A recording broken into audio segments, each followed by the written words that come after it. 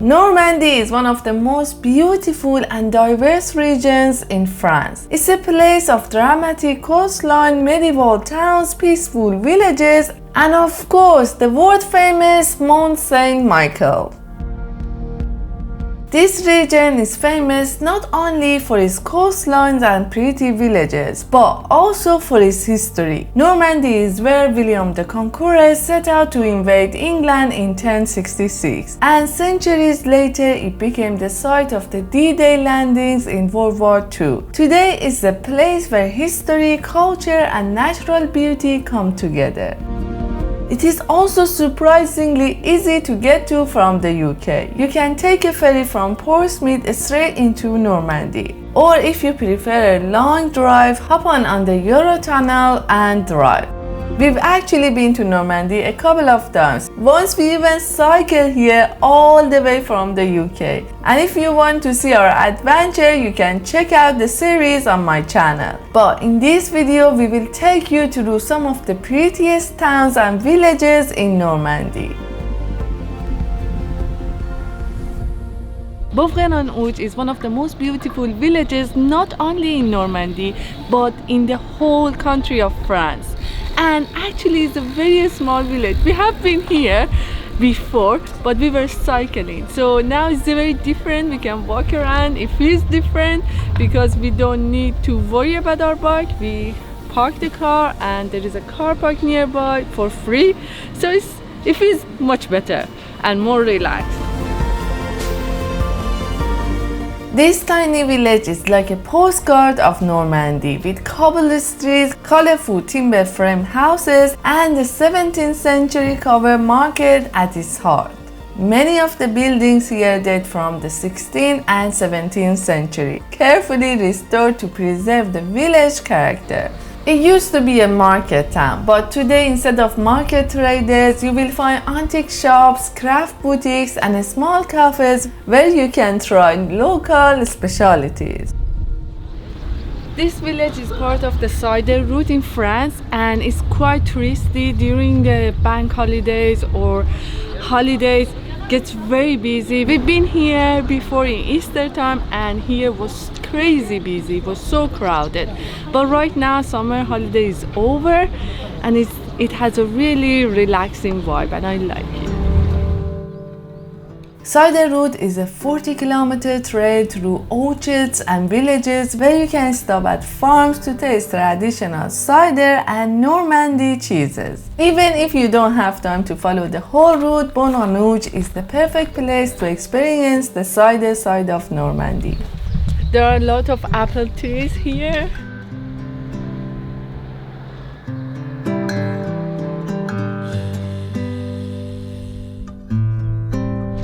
Deauville is known for its sandy beaches and actually is the longest stretch of sandy beaches here. So it's great for swimming or windsurfing. But Deauville is more than just a beach. It's known as the Parisian Riviera, a glamorous seaside resort that has attracted visitors since the 19th century. Wealthy Parisians built elegant villas here, and the town quickly became a symbol of style and leisure. Deauville's rise began when the Duke of Morny introduced horse riding, luxury hotels, and a casino to the town, and made Deauville a fashionable destination. Today, Deauville is still about luxury and indulgence. The center is full of designer boutiques, gourmet restaurants, and cafes where you can enjoy seafood. For some reason, there are so many American flags, US flags in this town. It feels like we are in the US, but we are not. We are definitely in France. Deauville hosts the American Film Festival every September, when the town fills with movie stars and cinema lovers. And this is the reason we see so many American flags. Honfleur is the most famous and most picturesque town in Normandy. The old harbor looks like a painting, and in fact, it inspired many artists. In the 19th century, Honfleur became a true artistic hub, attracting painters, musicians, and writers. Even today, the town is full of art galleries and studios. The town is also home to the largest wooden church in France, which was built by shipbuilders in the 15th century. One of the best things to do in Honfleur is simply to stroll around the cobbled street. You'll find galleries, antique shops, cafes, and plenty of seafood restaurants serving local favorites like mussels and oysters. I remember when we were on our bike, when we arrived here, it was so busy and it was so hard to navigate around with our bike, and we had panniers and everything with us, and we couldn't literally leave the bike and go to a restaurant. And I was like, oh my god, I want to come back here, just sit down in one of the restaurants, have a drink, or just have food, or even a coffee. But I couldn't do that. We had to leave and go somewhere like in a countryside and eat. So I'm glad that we are back. It is also a great place to stay overnight. Once the day trippers leave, the harbor becomes quieter and you can enjoy the town's charm in a much more relaxed way. We are always lucky with the weather when we are in Normandy. Always sunny and 24 to 25 degrees, perfect temperature. Étretat is another beautiful village in Normandy and it's very small, but it's very cute. But most people come here for its beach and beautiful, extraordinary cliffs. Some people believe that this arch looks like an elephant dipping its trunk into the water. What do you think? Does it look like an elephant? The views here have inspired countless artists and writers. In the 19th century, Étretat became a fashionable resort, attracting painters like Monet and Courbet, as well as the writer Guy de Maupassant. And honestly, it's easy to see why they were drawn here.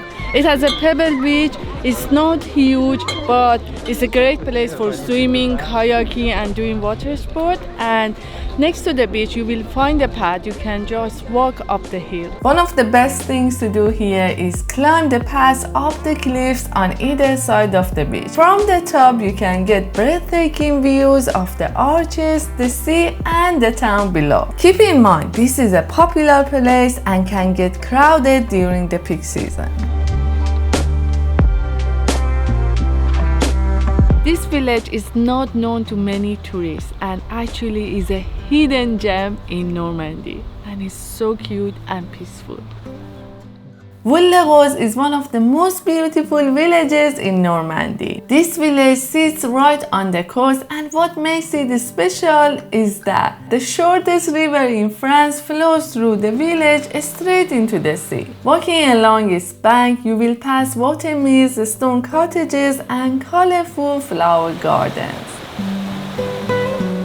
The village has been here since medieval times, but it really flourished in the 19th century when it became a seaside retreat for writers, artists, and Parisian society. Even Victor Hugo came here.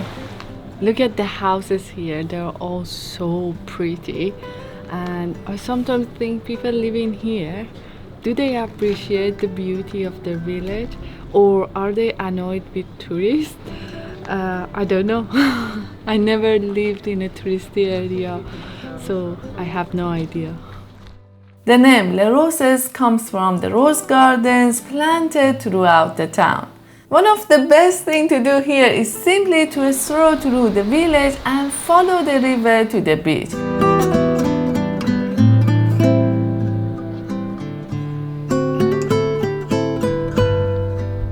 Cabourg is another charming seaside town in Normandy, known for its long sandy beach and elegant Belle Epoque villas. The town grew in popularity in the 19th century as a fashionable resort.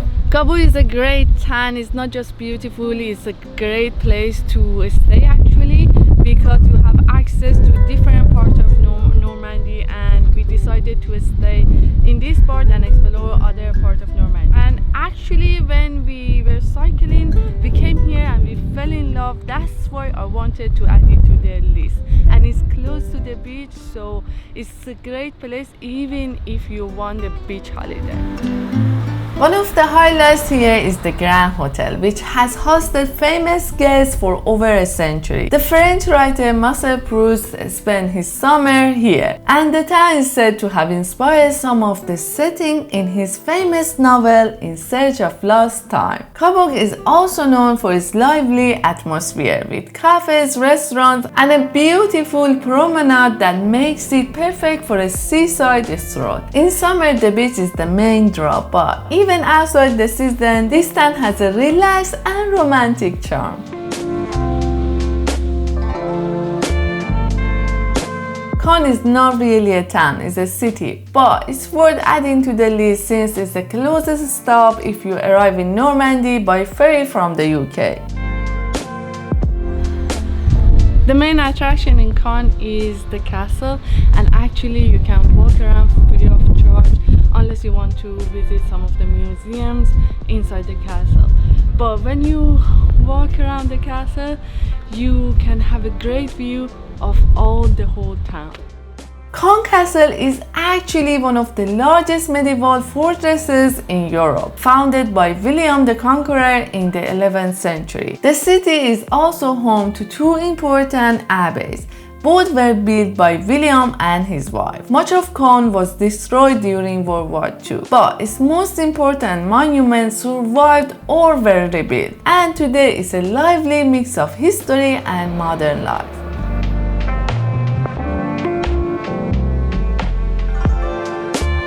Bayeux is another beautiful town in Normandy, and actually is a medieval town. While much of Normandy was destroyed, this town survived and almost untouched during the World War II, which is why its historic center is so well preserved today, with cobble street, timber frame houses, and medieval landmarks.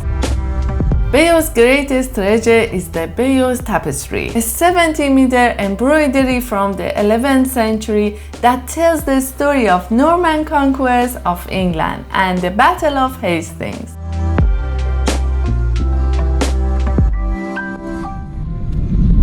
This cathedral is huge. Actually, when you want to look at it, you should look up to see the whole picture, and my neck is painful right now. The cathedral is hard to miss. It also dates back to the 11th century and it stands in the heart of the town. Bayeux played an important role in more recent history too. It was the first town liberated by the Allies after D-Day in 1944. When it comes to things to do, Bayeux is perfect for walking around and exploring. It has a relaxed atmosphere.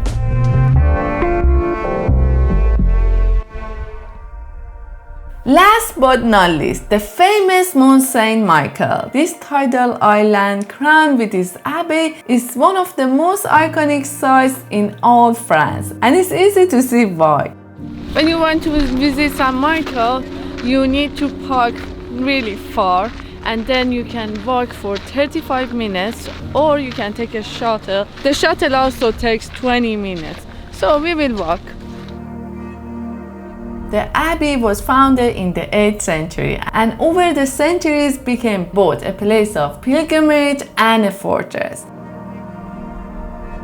At high tide, Mont Saint-Michel is surrounded by water, while at low tide the bay opens up and you can walk across the Sound, a natural phenomenon that makes it even more magical.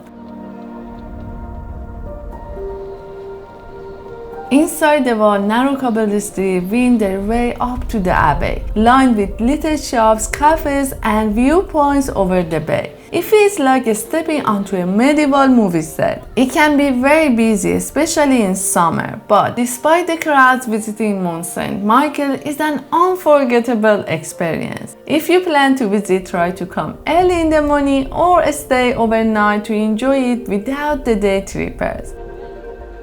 Comfortable shoes are a must for the steep climb, and the abbey at the top is the highlight, offering the best views of the bay.